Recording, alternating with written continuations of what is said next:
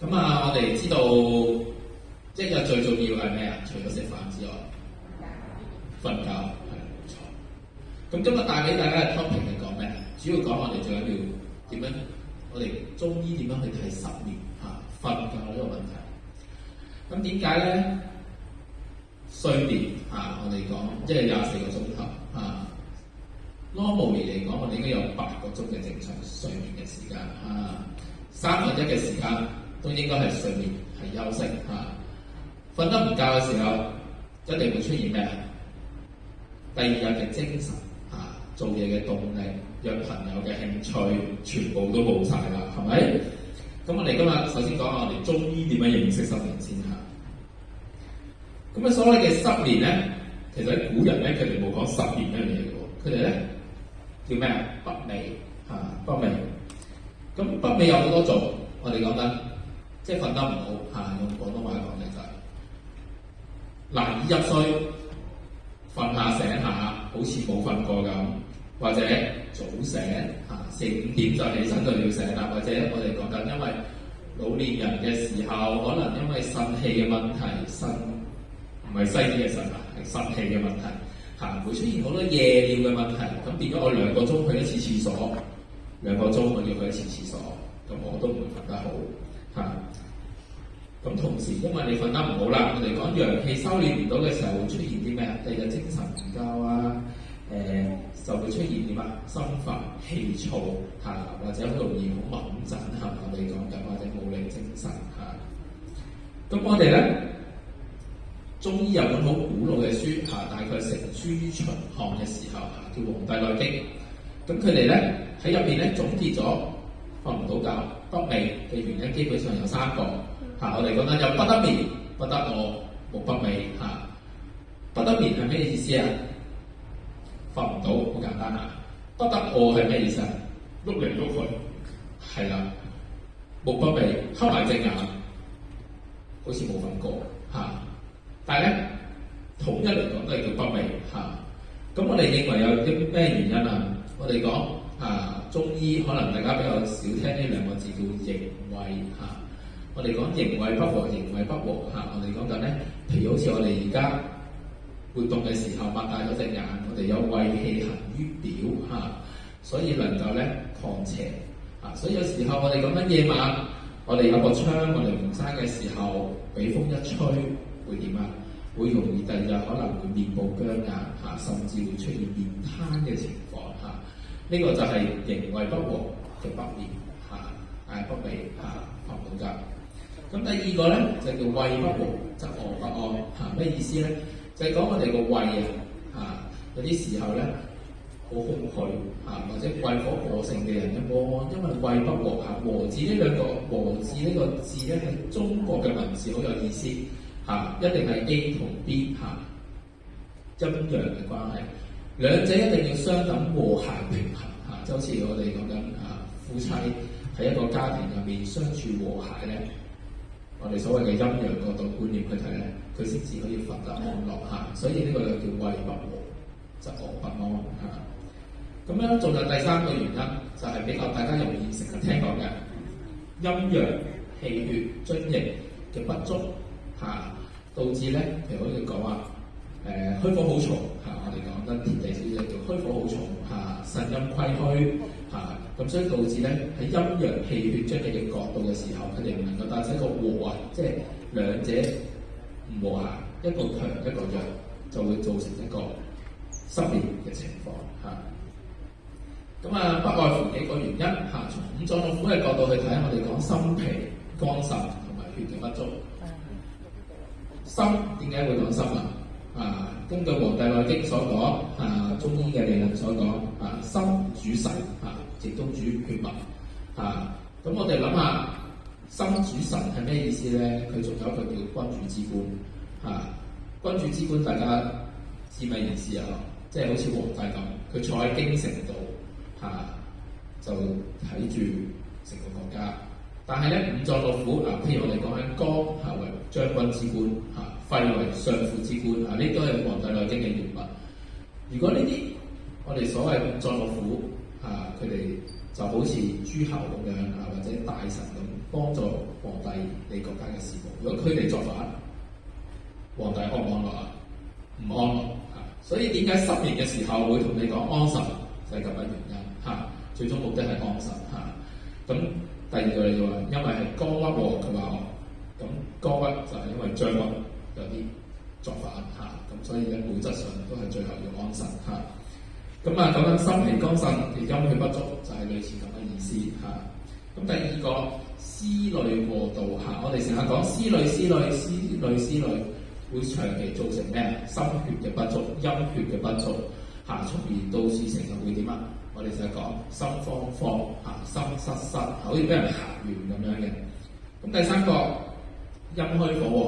旺啊，呢個都好好理解嚇。有啲人咧比較形體偏瘦嚇，我哋講五心啊，而邊五心啊？兩隻手嘅掌心、腳心同埋胸口嚇，我哋都叫做統稱為五心嚇。咁咧，因為陰虛啊，津液血嘅過少，所以就會出現相對陽亢嚇、火旺嘅狀態，我哋叫陰虛火旺嚇。咁第四個唔使講啦，都係肝火發火嚇。呢個應該咧有啲時候我哋精神壓力過大，尤其而家社會嚇各方面咧個精神壓力啊、生活嘅成本啊好大，咁啊容易令到人哋思慮過多嚇，容易咧鬱而發火嚇。咁第五個心神不安、心虛膽怯嚇，頭先都講過啦，心血嘅不足會導致成日個心搏卜跳嚇。咁第六個頭先講過啦。咁啊今日最緊要我哋推薦翻一啲食療啦、藥療啦，因為我哋講緊食物係喺我哋生活中入面息息相關嚇。一日除咗瞓覺就係食啦，係咪？咁本身咧中醫咧係好藥食同源嘅嚇。點解咁講咧？譬如我哋成日煲湯嘅係咩啊？淮山啦，其實佢既係食物，又係入藥嘅一種啦嚇。甚至好似我哋啲生果咁嚇，講緊荔枝嚇，荔枝係又可以清火，又去小腸氣咁嘅意思。芒果核又可以去食積，又可以清濕熱嚇。本身芒果係咩啊？係濕熱，係咪？咁所以咧，我哋好偏向呢啲藥食嘅同源嘅一啲使用嚇。咁首先所講啦，頭先我講嘅有心脾兩虛嚇，即係我哋講緊血啊，容易心慌嘅教嘅情況出現。咁呢種情況通常係講緊咩啊？因為我哋講脾主思嚇，脾主思係咩意思咧？思係思考、思慮呢啲意思。即係凡係一個人諗嘢過多嘅時候咧，我哋成日都會講嚇，我哋嘅心血嚇。因為你思考，我哋會耗損我哋嘅心血，所以當你思考太多嘅時候，人嘅點啊？思考係咪壓力好大啊？就容易點啊？耗傷你嘅心血嚇。咁 end up 咧，即係最終會有個咩結果咧？就會可能面色好差嚇。我哋講發黃嚇，面色啲發黃，所以你見到會食咩？氣血生化之源不足嚇，所以會出現一啲面色小華嚇。小華就係我哋講容光煥發嘅相反，係咪？面色萎黃嚇，冇咗我哋講嘅紅潤嘅表現嚇，好似打咗胭脂咁。但係太紅唔係好事嚇，少少嘅微紅，咁呢種先至叫做健康嘅一個表現嚇。咁樣咧，我哋就會有一條脷嚇俾大家睇下嚇。佢嘅脷咧，我哋一般就一伸出嚟嘅時候，好自然伸出嚟，佢嘅色咧係會比較淡嘅嚇。咁同時咧，脷苔薄嘅。白嘅係啦，但唔係黃嚇。咁呢種咧，一般我哋再結合症狀咧，或者我哋嘅尋物咧，就判斷為咩啊？心脾兩虛嚇，我哋講緊。咁我哋咧就可以食啲咩啊？嗱，呢個咧就直接連嗰個食譜都俾咗大家啦。譬如我哋講緊黨參啦、紅棗圓肉啦，呢啲可以做咩？黨參可以做咩啊？擺喺心裏可以做咩啊？益氣健脾，係咪？咁黨參相對會比一啲紅參咧會比較溫和一啲，冇咁溫燥啊。因為好多人咧會食紅參落去，因為可能有濕熱啊嘅情況，或者本身自己胃腸道功能有食積咧，所以往往一食落去會點啊？熱氣嚇。咁但係咧黨參相對比較溫和啲嚇。咁圓肉係做咩啊？圓肉大家都知道係補心血㗎嘛，係咪？咁所以咧，我哋咧就可以適當幫個參棗圓肉湯嚇去治理我哋嘅補脾啊、養脾氣、益陰血咁嘅情況。咁第二個咧，就相對嚟講咧，就有少少祛濕嘅功效嚇。點解咧？因為我哋睇到有個咩啊？茯苓淮山、紅棗、牛肉同埋啲薑葱花椒鹽一啲一齊去煮。咁大家都知道茯苓係有點清濕利尿噶嘛，健脾佢健脾係次要，但係主要係去利尿去濕嘅。咁第二個淮山係可以做咩益氣養陰同時有健脾功效咁牛肉我哋都知道，因為佢係我哋講血肉有情之品佢相對咧就可以養氣又養血，因為如果從現代科學嘅現代營養學嚟講咧，牛肉有咩有豐富嘅鐵，係咪？亦都係我哋血紅蛋白嘅一個來源咁咧，通過呢啲我哋洗乾淨之後啦，咁我哋一齊煮啦，咁咧就可以，譬如話有啲慢性腹瀉嘅都非常之好用好，第二個陰虛火旺咁就咁嘅條例措辭係啦，咁我哋咁樣頭先講啦，講咗佢啦，就形體比較偏瘦一啲啦，五心煩熱啦，咁樣咧佢伸出條脷都會相對細啲嘅喎，咁同埋咧佢好容易舌尖會紅嘅呢種雖然大家都睇到有少少唔知聽唔到啲色舌尖會比較偏紅啦，脷苔咧係好少好薄甚至冇嘅同埋咧佢可能會隨住一啲津液，我哋講緊因為陰虛陰虛又有血又有津液嘅分別咁咧佢會出現一啲咩皮膚嘅乾燥大便嘅乾或者小便，因為小便佢一少嘅容易點會有熱或者會屙尿嘅時候好短我哋講緊好少嘅小便量，因為津液唔夠咁樣就會出現呢一堆嘅情況呢種就係我哋偏向於少陰虛火旺型啦。咁咧我哋可以俾啲咩我哋可以俾個八手八槍大棗粥八槍即係所謂我哋講嘅有八槍有芍藥芍藥咧係一個滋陰從滋陰嘅角度去睇去養陰血去養津液非常好嘅一個中藥大棗大家都知道啦，紅棗就係非常之洗嘅時候，我哋洗乾淨搣開佢嘅時候，就有啲滑潺潺嘅感覺。我哋講呢啲就係津液咁樣嚟煲粥我哋講緊錦米冰糖呢啲咁煲粥。咁咧，因為錦米咧本身咧呢啲米咧煲粥咧，佢有啲尤其錦米大家通常有得用白米嚟煲粥。錦米有咩清熱除煩養胃嘅作用同埋因為粥咧會比較容易消化容易吸收當然啦，因為如果有三高有糖尿病嘅人就可能唔應該食咁多粥我都知道。咁咧佢就有一個滋陰降火養心安神嘅功效咁第二個咧黑芝麻、松仁、錦米、白糖都係一個粥嚟嘅。咁黑芝麻咧大家都知道可以點養腎嘛，因為我哋成日都講黑色嘅嘢養腎先咁咧佢既養腎亦都養精血所以我有啲時候大家話我頭髮白可以食啲咩係咪大家都聽到成日講黑芝麻咁松仁錦米呢啲都可以點因為我哋講果仁都係含有豐富嘅一啲我哋講脂肪或者脂肪酸嗰啲嘢，即係良好嘅脂肪嗰方面，咁容易點滑腸。所以咧喺中醫嚟講咧，凡係有個仁字即係嗰啲咩果仁果仁類嗰個仁字咧，都係有少少潤腸通便嘅功效嘅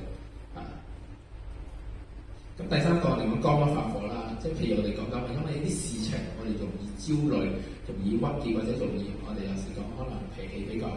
敏啲啦咁咧我哋講因為肝主疏泄大家都知道佢有將軍之官通常我哋講古代嘅將軍都係點脾氣比較剛烈一啲話做就做用武力解決問題嘅，所以咧肝鬱發火有時候咧我哋都講形容一個人講咩怒髮衝冠所以咧肝咧喺五臟入面記住怒嘅情緒，所以呢個怒髮衝冠咧係有一個中醫或者中國嘅文化喺入邊嘅。咁容易點容易大家睇下條脷苔好厚、好重、好黃呢種，同埋條脷點好紅同埋你睇下舌邊咧係非常之紅嘅呢種咧我哋一般主係火比較有熱脹喺入邊。咁容易點多夢易醒、煩躁易怒呢個多夢仲要係發啲可能好穩陣、好燥嘅夢同埋有啲胸脅脹滿啊，同埋又會唉聲嘆氣啊。我哋講線態式就係成日會唉，就係咁嘅線態式就係咁嘅意思嚇。同埋會口乾口苦，同埋隻眼好似被火燒咁嚇。呢種情況咧，可以用啲咩？合歡花啦，金針菜啦，呢啲煲啲湯嚟飲嚇。合歡花可以點啊？合歡花其實佢係一個好好嘅一個我哋講助眠嘅一個中藥嚇。佢亦都可以當花茶嚟飲用嚇。我哋有用花茶有時候我哋花茶工作坊都會建議用合歡花嚟做個花茶嚇。咁咧，另外有一個百合粥嚇。百合可以點啊？百合可以潤，可以收，可以清熱，可以養陰液嚇。咁同時你有問我，咁可唔可以陰虛火旺都有啊？都可以嚇，因為本質上咧有時肝火下火咧，因為火點啊，可以灼傷我哋嘅津液，所以我哋嘅眼睛都會頭先講眼痛、眼好乾嚇，口乾口苦嚇，都會有一派嘅一種我哋講陰虧、津液不足、陰血不足嘅情況嚇。咁百合粥都可以用嘅，或者你如果單純要用百合煲水尤其鮮百合都係更加好嚇。咁跟住仲可以用啲咩芹菜紅棗飲啦咁一般嚟講咧肝鬱化火嘅人咧，可能會伴隨啲高血壓，但係咧我哋都見過啲低血壓嘅人，佢有肝鬱化火嘅現象嘅。所以呢個嘅芹菜咧，如果你係有低血壓咧，即使你符合頭先肝鬱化火嘅一種表現咧，你都要注意一下，因為低血壓如果你仲食芹菜咧，佢會再往下走嘅，咁就會有啲頭暈嘅現象出現下。咁呢個就唔係話個個都高血壓就等於肝鬱化火，呢個唔相等嘅嚇。咁跟住就有個柴胡決明嘅菊花粥啦。咁我哋有柴胡決明子、菊花、冰糖、粳米。咁呢個菊花同埋決明子有咩用啊？明目嘅作用，主要係明目，係啦。咁你問我喂，菊花唔好講，而家坊間咁多咩雪菊、胎菊、紅菊啦，最簡單我哋顏色分到有咩？最常見嘅白色同黃色，係咪？係。想唔想知有咩分別？冇乜反應喎，想知係咩？好啦，係啦。咁我哋講咧，黃色咧就以清熱解毒為主，係啦，因為佢偏向我哋叫野菊花多啲嚇，咁清熱解毒為主。譬如好似我哋講緊有啲瘡紅腫熱痛嘅時候，啲瘡就可能用黃菊花效果好啲但係佢其實一樣都有清肝瀉火嘅功效咁如果白菊咧，清肝瀉火嘅力就相對強啲但係佢同樣都有清熱解毒嘅功效，但係佢睇佢側重點喺邊度。但係你話如果冇得揀你都係要用嘅，好唔好？胎菊咧嗰啲係特殊啲嘅，因為佢係細粒物，同埋你要睇產地，係啦。咁但係你一定要去翻好嘅嗰啲叫藥材鋪，有信譽嘅去買翻佢。因為胎菊其實佢只不過係第一可能品種唔同，第二就叫種類唔同。咁第四個心虛膽怯、心神不安我哋講慌失失就係呢種啦。成日好似好驚嘅嗰種咁，同埋可能我哋情緒壓力一大嘅時候咧，呢個步步跳，我哋講呢個叫做心悸術名叫心悸嘅現象會加重咁譬如講緊話啦，可能瞓下會有啲驚嚇嘅夢，跟住一扎醒，原來而家先係2點鐘，但係又好難瞓得着，但係個心咧好驚青呢個就係心虛膽怯心神不安嘅一種表現咁條脷咧都係會比較淡啲嘅，係啦，冇錯。咁但係呢種嘅情況咧，我哋覺得因為其實總括嚟講都係心神不安、津液唔夠、血都係唔夠嘅一個表現啦咁就可以點可以食啲圓肉、酸棗仁、太子參大家睇到圓肉同太子參頭先講咩？係心內，凡係心內一定係偏向於補氣多啲。但係佢補氣嘅功效唔強嘅時候咧，所以我會加入圓肉，係咪？圓肉補心血相對會強啲雖然兩者都係益氣益血，但係兩者都有側重點，好似頭先我講嘅菊花一樣，咁再加上酸棗仁酸棗仁近呢幾年咧都知，大家都可能有聽過啦，呢個養肝血嘅一個滋陰養肝血嘅非常好嘅一個藥物，但係咧就炒得好貴呢排呢啲藥材嘅價格咁第二個咧，人參、茯苓、酸棗仁咁就適合一啲咩咧？人參同酸棗仁都係陽氣同陽血，咁再加個茯苓落去係咪利濕啊？咁相對嚟講咧，如果我哋講濕氣重嘅時候咧，我哋可以用呢個人參、茯苓、酸棗仁因為貴完嗰個紅棗茶呢個時候，有啲人都會用熱氣尤其濕熱重嘅人咁如果你有啲濕咧，佢唔係濕熱嘅咧，就可以飲啲人參苓棗茶咁第五個我哋講緊啦，胃氣不和啦譬如我哋講緊，有時我哋講緊有食積即係好似啲小朋友咧好容易有食積嘅時候咧，就會瞓得唔好，係咪？一打開條脷你睇下，嚇死人啦！係啦，我聽到啦，嚇死人啦，好膩我哋講緊啲胎咧好濁咩濁清濁個濁即係好似好污糟個濁濁好多。咁咧就好似下水道咁樣啦，我哋講緊下水道係咪塞咗因為我哋個胃腸道其實係一定要點大便通暢因為我哋講緊成日講緊而家現代醫學講緊，我哋嘅腸道其實係我哋第二個嘅大腦咁當你食得太多嘅時候咧，呢啲嘢積住嘅時候咧，佢就會影響到我哋嘅心神，因為佢會鬱而發火所以幾時都要保持大便嘅通暢尤其我哋老人家咁呢個時候咧，我哋會見到咩？囉囉攣翻來覆去睡卧不寧呢種嘢都叫做咁容易同埋有好多痰液我哋講緊黃痰嗰啲大便又唔通或者大便咧佢屙出嚟好難好臭呢種都係一種胃氣不和嘅一種表現咁我哋可以食啲咩咧？咁樣竹魚、蘆根係咪呢啲可以清熱化濕可以點可以化我哋嘅胃熱咁樣咧，從小便而去，咁樣咧，你個大便會通暢翻咁第二個就係竹力竹咁竹力係啲咩竹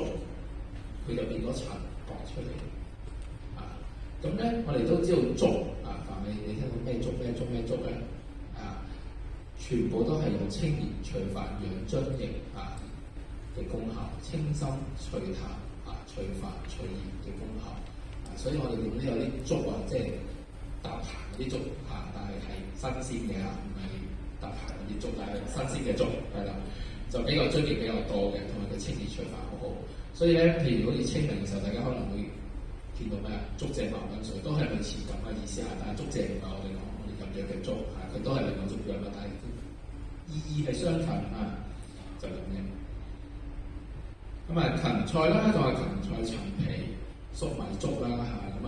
主要咧就係咩平肝清熱和胃咁可以痰熱內擾嘅人咧都可以適當煮嚟飲仲有一個竹魚麥冬、小麥、紅棗咁呢個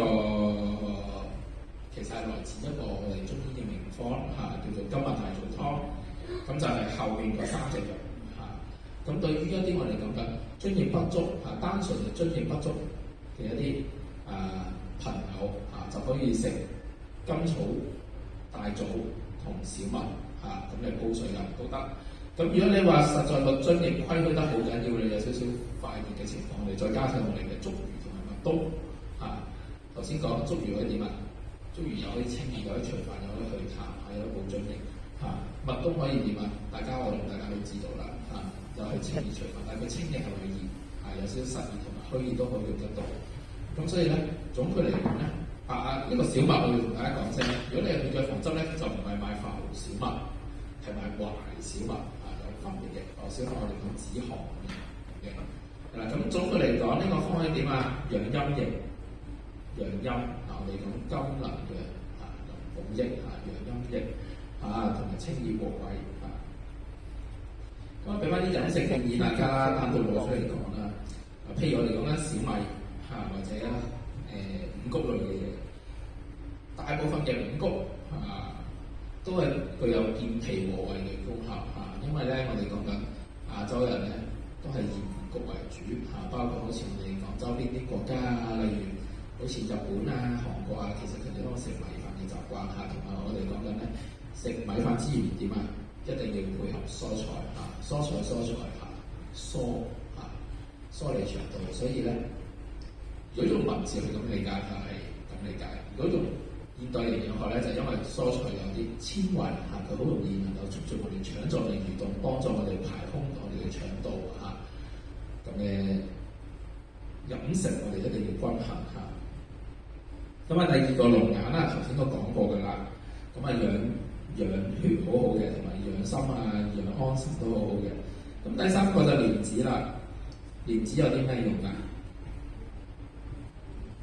健脾、清心、安神嚇，呢啲都係非常之好嘅一個食物嚇。但係咧，要大便乾結嘅咧，大便乾嘅本身自己津液唔夠嘅，就可能要少用一啲嚇。咁第四個葵花籽瞓覺之前食一啲，可以消食化滯鎮靜安神促進睡眠。但係咧，如果你年紀大嘅時候咧，就唔好食咁多啦，因為始終佢胃腸道積聚咧，食飯瞓覺之前食咧，對個胃腸道都唔好嚇。咁第五個合桃大家都知道啦，佢生得好似咩啊？好似個腦咁。我哋中醫有取象比類嘅咁樣，因為佢咁咧，我哋就覺得可以補腦嚇。咁咧補腦嘅原因係咩咧？因為補腎嚇，因為我哋講腎藏志志氣個志嚇，上面個士字下面個心字，腎藏志嚇。咁可以點啊？佢本身佢可以我哋講潤腸通便嚇，因為佢入邊嘅啲油咧，油性嘅物質會多啲嚇。咁第二個就係食合桃最常見嘅一個問題咧，熱氣，容易去唔到大便。但我頭先講係咩？可以潤腸通便，大家就要買嗰啲冇炒過嘅，因為炒過咧最容易我哋講中醫講熱氣因為有火加工過就有熱氣又買啲生嘅，雖然冇咁香口難食啲叫做。咁第六個紅棗啦，咁講紅棗大家都知道啦，補血補津液因為佢滑潺潺咁，就可以咧係個好好嘅功效，亦都成日入藥亦都係包括咧以前我哋講緊啲女性月經期經常可以點沖啲紅棗水係咪？呢個就唔多講啦。咁第七個就蜂蜜蜜糖咧，我哋喺我哋嘅中醫咧源遠流長嘅一個歷史入邊咧，係經常用嚟入藥嘅去到秦代、漢代嘅時候，咁大家都食過佢有健脾、和胃、安中仲可以潤腸通便，因為你都知佢嗰個比較滑嘅特性咁呢個蜂蜜可以點朝頭早飲飲一杯，但係糖尿病嘅病人要小心啲唔好飲太多適當飲少少。佢有好好嘅溫中和中潤腸通便嘅特性咁第八個就牛奶啦。咁咧呢個咧就有啲斟酌，因為好多人都知道咧，可能會中意飲奶去瞓覺之前杯奶熱奶幫助瞓覺。但本質上咧，其實有時牛奶咧係比較寒濕燥嘅，咁可能腸胃比較差嘅朋友咧，就要注意一下，因為雖然佢可以補鈣或者係補蛋白質都多西醫嘅同時，咁可能佢有啲取代物。因為我哋而家講緊既可以符合我哋嘅西醫嘅要求，又要符合中醫嘅食氣五味，即係可能要求你食多啲蛋白質，但係咧中醫嚟講，可能 A 同 B 佢會有食味上嘅分別，例如一個寒一個熱，但係佢本質上可能因為點解我唔係好 professional 就可能都係蛋白質我哋講緊，咁咧就要最好係咩？最好嘅飲食就係咩？我既符合西醫嘅建議，又符合中醫嘅建議，係咪？因為確實我哋知道有啲時候太寒涼咧係唔係好適合嘅譬如好似我哋講緊綠茶有呢個抗氧化嘅物質啦，但係佢寒涼嘅喎，係咪啊？所以有啲人胃寒嘅人飲落去會點即刻胃痛，係啦。請人飲茶，你知道佢胃寒咧，你點杯綠茶俾佢咧，有補腎補嘅。係啦，但係佢確實可以點確實可以抗氧化，對於我哋一啲衰老啊嗰啲係好好喎，係啦。但我哋可唔可以去揾第二樣嘢抗氧化咧？呢個就可能要大家研究多啲啦。不負責任咁樣講，可能藍莓都 OK，係咪？因為藍莓有花青素，係咪都係抗氧化嘅？但係本質上我唔知佢兩個會唔會都係一樣嘅抗氧化，可能要問營養師嚇。咁蘋果啦，蘋果大家都知道，大家成日一食咗蘋果，係啦，就好健康，係啦，就咁嘅，咁就好啦。咁桑葚啦，我哋講緊桑葚可以點啊？陽光腎。陽光腎烏發呢啲情況嚇，譬如好似我哋講緊咧，血虛嘅人咧都適宜食一啲養血同埋養腎精咁就第11個，我哋講緊銀耳我哋講緊最著名嘅糖水係咩啊？雪梨煲銀耳係咪煲啲北韓？大家都知道有咩作用啊？滋潤潤肺啊嘛。你夜晚咳到奇異果嗰陣時就會諗起佢㗎啦，係咪啊？咁亦都坊間有啲講咩啊？早嗰排新冠嗰陣時講咩啊？花椒燉梨㗎嘛，係啦，花椒燉梨係啦。點解呢度插下一個小故事咧？點解要用花椒燉梨嘅？止咳係肯定啦，咁但係點解唔直接食梨啊？搞咁多嘢做乜啫？直接搣個梨嚟買完，直接喺生果檔嗰度攞個，佢話5蚊啊放低俾佢，即刻喺度食喎。點解要翻屋企又要開火，又要買花椒，又要燉，又要食，又要批皮嘅喎？係啦，因為花椒咧佢溫嘅，咁所以咧通過咧有時候我哋講緊咧，佢制勝全用譬如我哋講緊咧。更加另外一個例子我頭先講奶係咪寒濕重啊？我哋講比較涼廣東有一個叫咩啊？薑撞奶係啦，就係通過佢嘅熱去冚出佢嘅寒性，但係維持佢嘅一種特性例如薑撞奶，佢係咪唔會瀉啊？但係你確實要食喎，你唔食冇嘢食嘅咯喎，係咪？以前你睇下以前可能以前冇咁物質豐富嘅時候，真係食雪皮嘅，有杯奶俾你飲喎，但係你食唔到嘅。咁你為咗辦法就唔開就可能食薑撞奶，入面加啲薑，咁同樣都係花椒燉雪梨一樣。但係咧，佢並唔係喺物質嘅匱乏下會出現個問題。你講緊我哋個肺，因為佢通常呢種都係會久咳你睇下佢哋寫啲都係久咳之後，佢屬於種寒咳。你食雪梨佢仲涼嘅，但係所以用花椒助佢啦。因為講遠咗，講到銀耳，講到花椒，講到薑撞奶啦。好，跟住靈芝靈芝呢個都係好好嘅一個養心氣、補腎氣嗰個功效百合頭先都講咗啦，咁就黃魚、葡萄呢啲都可以係好好對於我哋嘅心神喺安神方面咧有個好好嘅作用跟住就萵筍啦、食醋啦，我哋嘅蓮藕啦呢度講緊醋呢個又係有啲意思古代咧都係有用醋佢以前咧叫做苦酒咁咧醋咧佢確實有啲時候我哋食醋咧食落去，因為醋其實有少少苦有啲醋，唔知大家知唔知？咁所以某程度嚟講咧，佢可以清熱同時養津液因為我哋講苦能時熱醋咧一飲落去咧，大家都知道個口出晒口水㗎啦，係啦，所以又能夠補益津液所以咧呢個食醋呢個咧可以大家發試係啦，陳醋呢種。好，跟住就一手一腳啦。好，咁簡單講下啦，其實按摩療法係咩意思咧？咁喺中醫角度嚟睇就陰陽平衡疏通啲經絡咁但係現代嘅文獻咧，就係簡單啲嚟講，就係你通過你按摩我哋體表嘅一啲部位，例如穴位呢啲特定嘅部位，刺激到腦部嘅一個反射區、反應區咁因為太專業嘅，我都西醫嘅基礎都確實要請doctor去指示咁咧就令到一個人咧有對應翻其他嗰啲症狀嘅舒緩或者啲反射區咁咧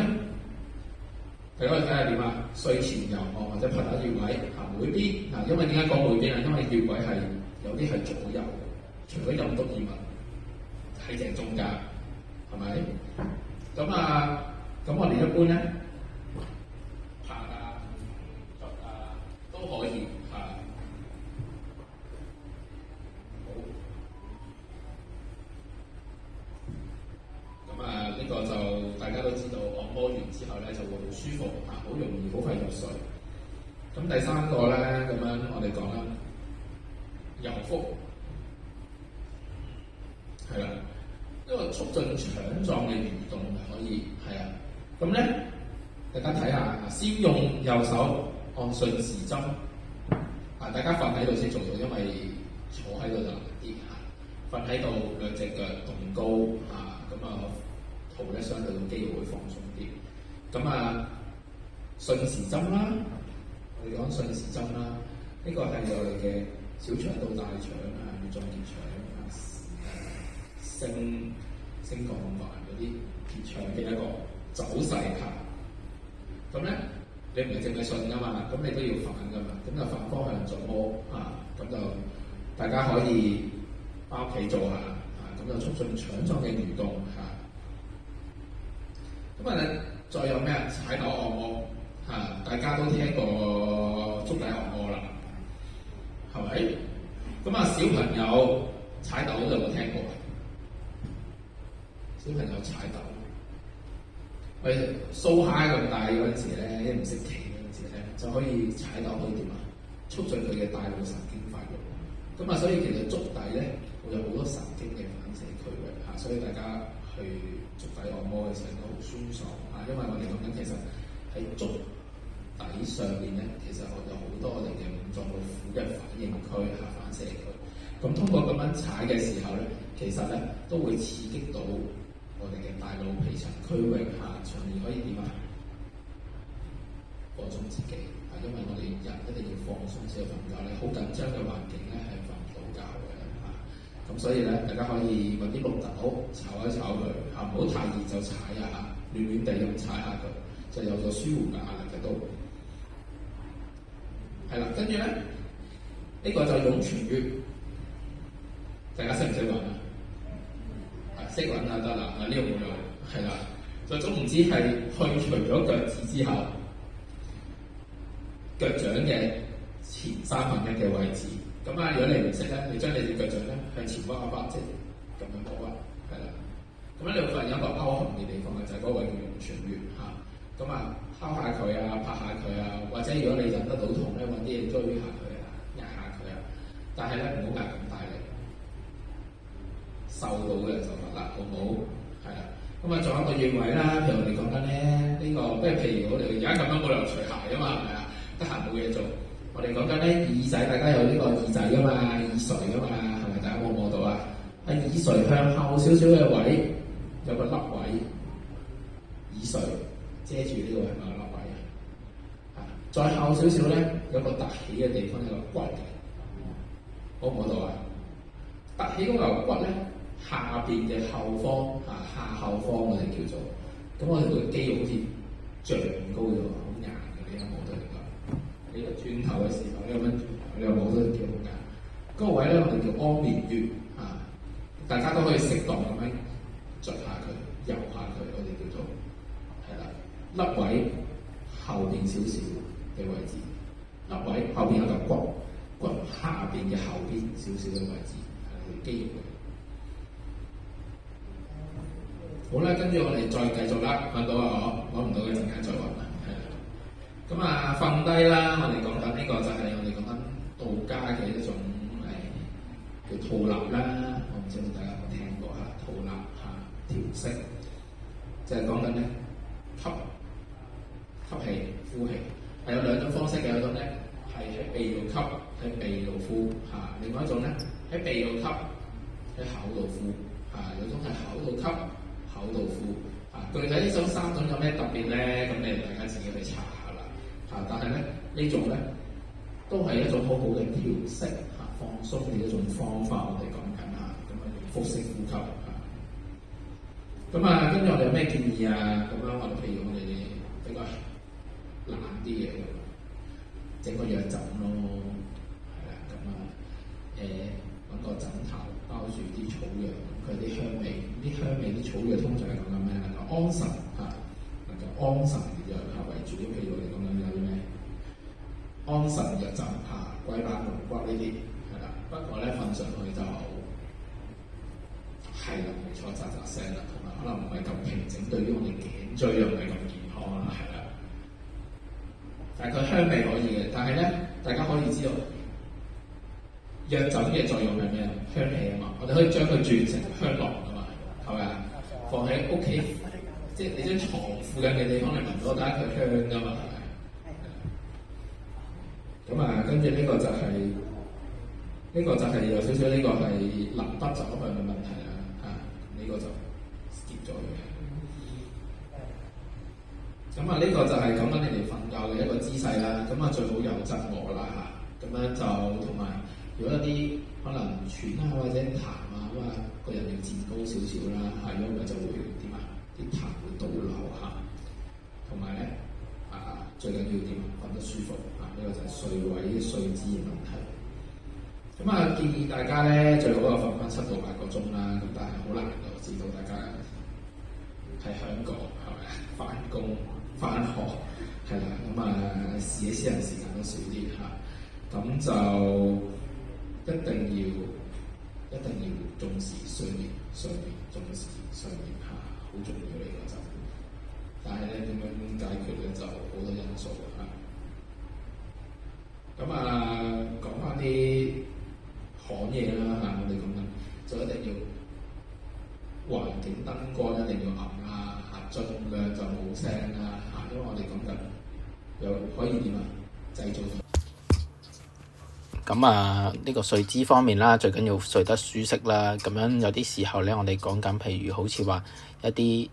可能有啲疾病啦，講緊心臟病方面就建議咧係有一個特殊嘅一個方向嘅側睡姿勢啦。咁呢個就西醫嘅建議啦嚇，咁我哋都要遵從翻。咁跟住再者咁樣咧，我哋每日睡眠嘅時間咧就應該要盡量多啲嚇，一般嚟講7到8個鐘，但係咧。老人家就可能會係相對咧就會縮短啦咁講，但係我哋講緊最緊要嘅睡眠質量啦，包括譬如話好似話我哋講緊瞓覺嘅時候如果出現多夢或者我哋講冇深層睡眠嘅時候，